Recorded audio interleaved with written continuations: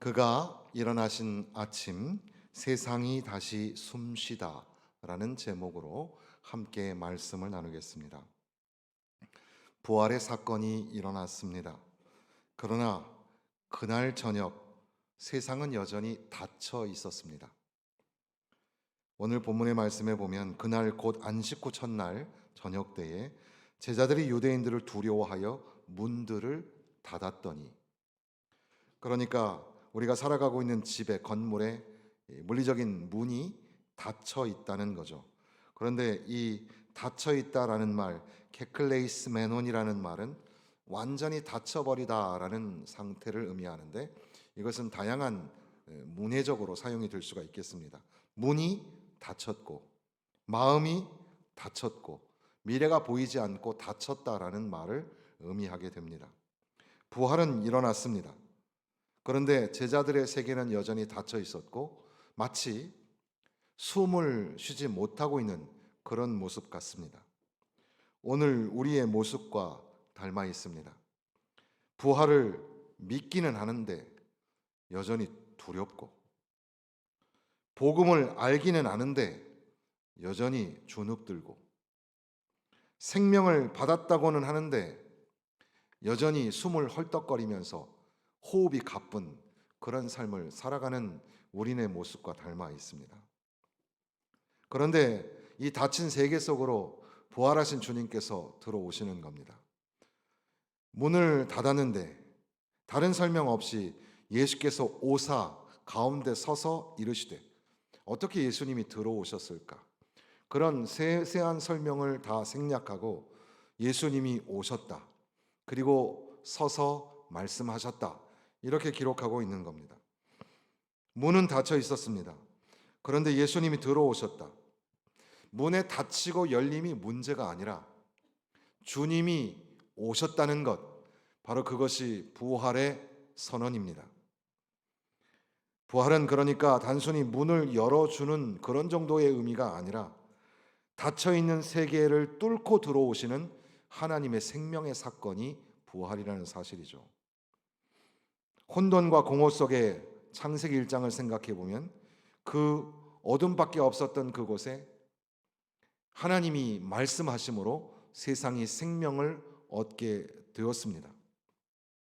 하나님이 오심으로 말미암아, 하나님의 숨이 들어옴으로 말미암아 세상이 숨을 쉬게 된 겁니다. 우리 인생 문이 닫혀 있어도, 그러니까 관계가 막히고 미래가 보이지 않고 마음은 굳어 있고 신앙생활도 별로 신이 나지도 않고 기쁘지도 않고 절망적이고 낙심하고, 그러나 부활하신 주님은 닫힌 문을 개의치 않으십니다.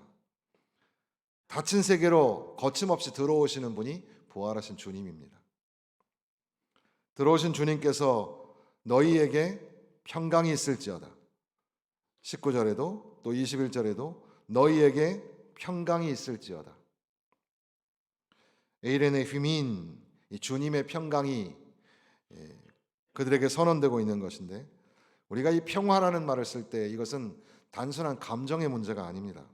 불안이 사라지는 상태, 그것만 의미하는 것도 아니고 상황이 조금 좋아지는 결과, 그런 것만 의미하는 것도 아닙니다.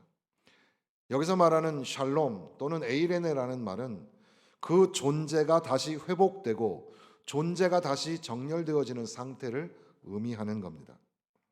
부활하신 주님께서 제자들에게 오셔서 가장 먼저 선언하신 것, 그러니까 가장 먼저 부활 이후에 회복되어야 할 것은 우리의 주변의 환경이 아닙니다. 이게 좀 나아지면 좋아지겠지, 저게 좀 더 나아졌으면 좋겠다, 그게 문제가 아니라 우리의 존재가 다시 회복되고 그 존재의 중심이 견고하게 세워지는 것, 그것이 부활 사건, 부활의 메시지의 중심이라는 겁니다. 평화, 이 평강은 조건이 아니라 하나님의 은혜의 선물입니다. 평강은 우리가 노력해서 얻어지는 것이 아니라 부활하신 주님으로 인하여 우리에게 주어지는 선물이라는 사실이죠. 여러분의 삶에 주님의 평강이 넘쳐나기를 바랍니다.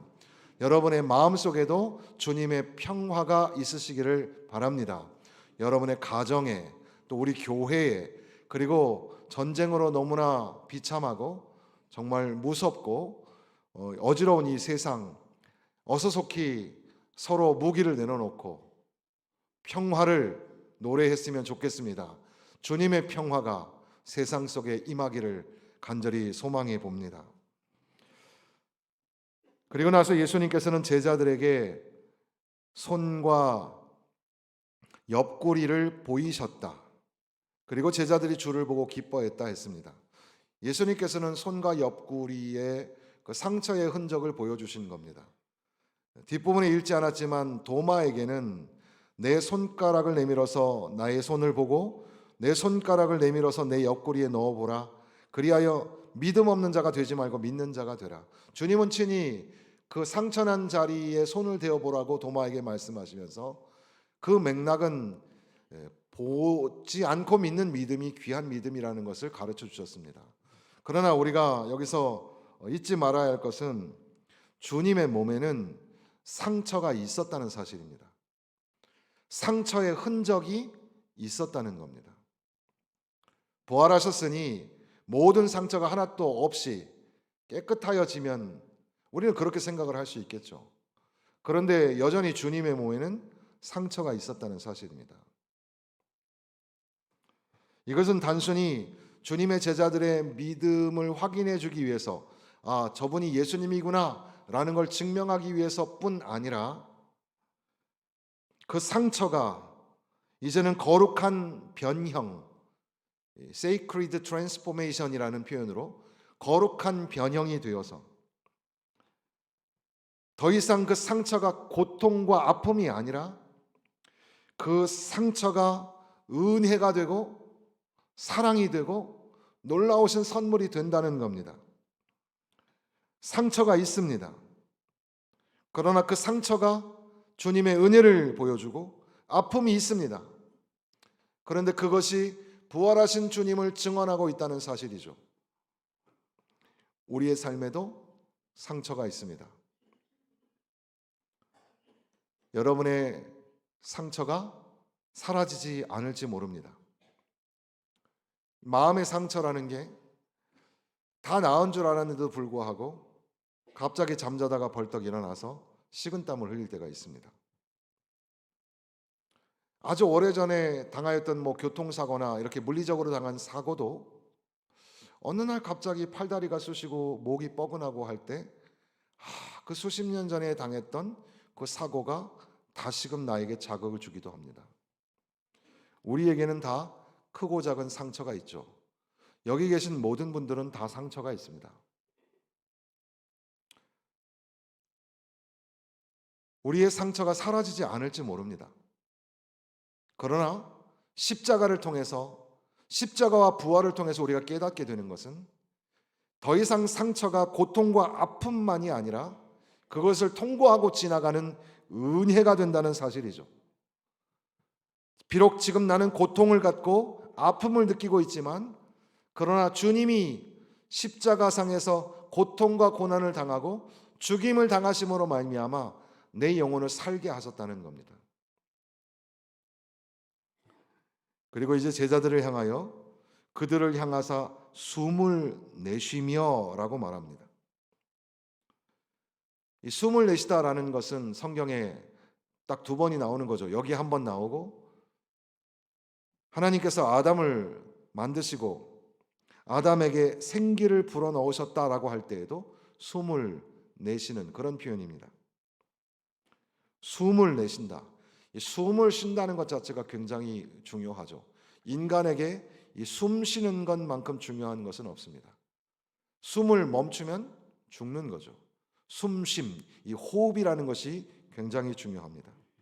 물론 여기에 있는 근접 문맥으로 보면 성령을 받으라, 성령을 받으라. 그리고 누구든지 죄사함을 선언하고 그 죄사함을 받든지 그대로 두든지 하게 될 것이다. 이렇게 말씀하시는데 성령을 받는다는 게 무슨 의미일까?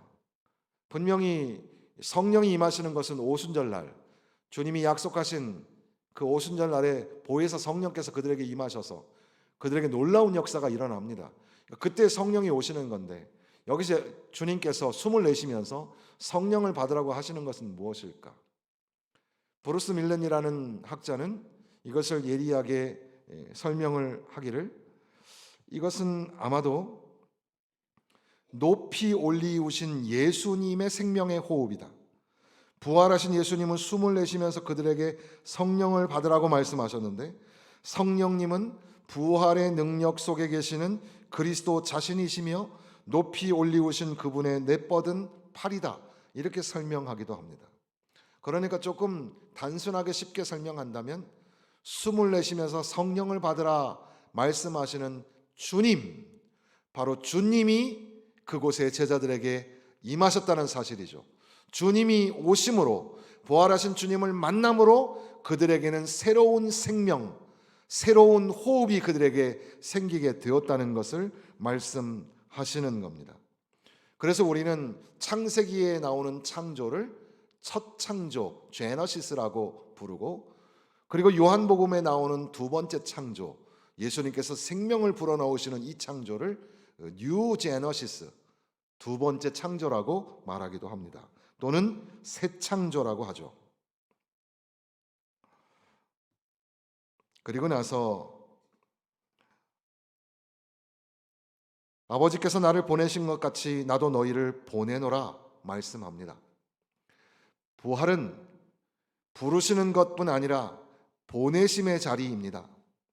예수님께서는 일찍이 제자들을 부르셨습니다. 주님께로 부르셨고 가르쳤고 보여주셨습니다.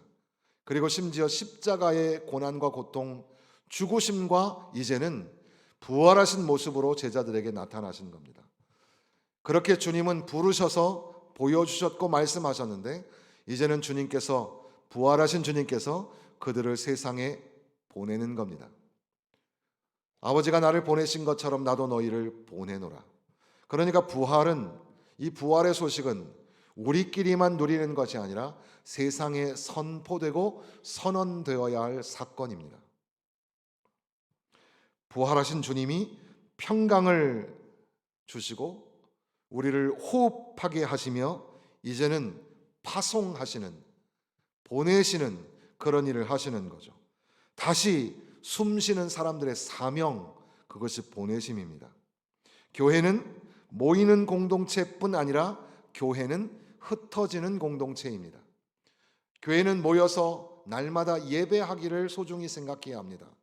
그러나 거기에서 멈추지 말고 다시 삶의 자리, 세상으로 돌아가서 예수 그리스도의 부활하심, 생명이요 소망이 되시는 예수님을 증거하고 선언하는 파송자의 삶, 보내심의 삶을 살아야 한다는 겁니다.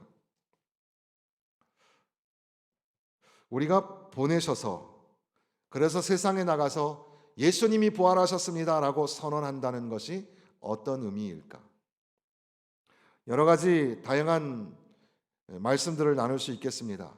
십자가에서 죽으신 그분, 나를 위해서, 당신을 위해서 죽으셨을 뿐 아니라 다시 사흘 만에 살아나심으로 말미암아, 죽음이라는 것이 인간을 지배하는 것 같아도 그것이 아니라 예수 그리스도께서 사망 권세를 정복하셨다, 예수님이 죽음의 권세를 이기고 승리하셨다, 이것을 말씀하시는 것이죠. 그러나 또한 이 부활의 사건을 선언하기 위하여 보내심을 받은 사람들, 그들은 무엇을 하며 어떻게 부활의 사건의 증인이 될 것인가? 그것은 예수님께서 제자들에게 너희가 서로 사랑하라, 사랑하면 비로소 너희가 내 제자인 줄 알리라 말씀하신, 더 나아가서 산상수훈에서는 원수를 사랑하라 말씀하셨습니다. 또 한편 내가 너희를 용서한 것처럼 너희도 용서하라. 용서는 적극적 사랑의 표현입니다. 지금 오늘날 세상은 사랑의 부재입니다. 사랑이 없습니다. 사랑을 알지만, 사랑을 말하지만 사랑하지 않습니다.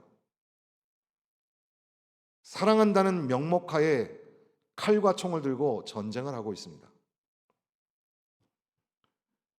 우리가 부활의 증인이 되고 부활의 사건의 선포자가 된다는 것은 우리가 예수 그리스도의 보혈의 공로를 힘입어서 세상에 나가서 용기를 가지고 사랑하며 살아가는 겁니다.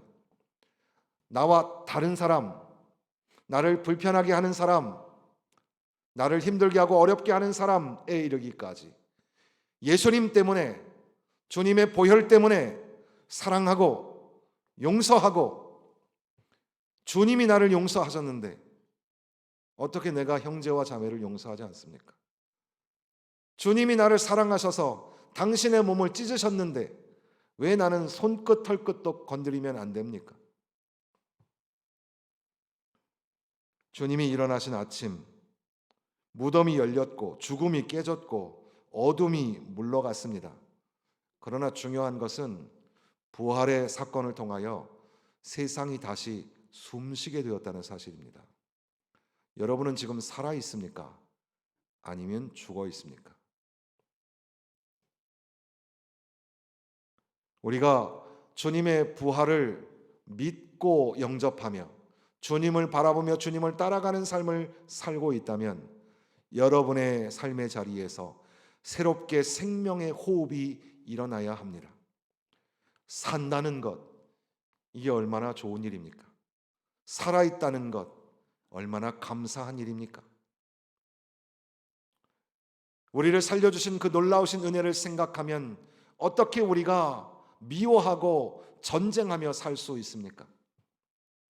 주님이 우리에게 부탁하신 것, 사랑하라, 서로 사랑하라, 용서하라, 더 많이 용서하라. 여러분의 삶의 자리에서 숨을 쉬며 호흡하며 부활하신 주님과 함께 용기 내어 사랑하며 용서하며 살기를 부탁을 드립니다. 기도하겠습니다.